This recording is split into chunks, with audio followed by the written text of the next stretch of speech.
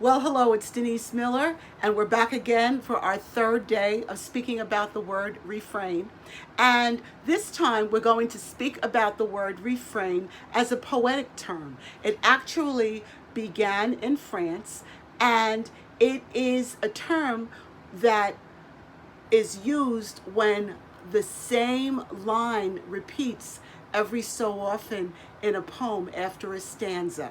Uh, the one thing that I think about is in high school we had to read a book called The Ancient Mariner.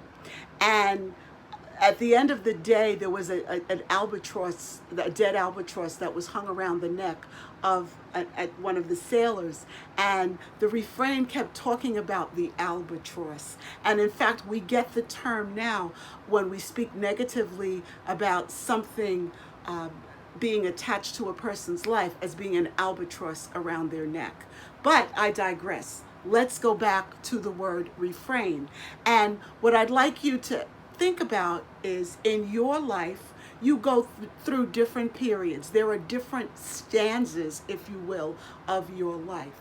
And is there a recurring theme in your life? Something that comes back. And those refrains actually help keep your life together because we go through so many different stages of life.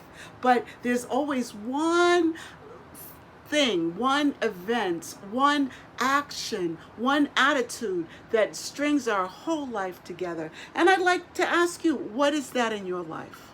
In my life, my refrain would probably be, and she's still talking. But I am somebody who loves to talk. I've always loved to talk. I started talking at 6 months old. That's what my parents told me.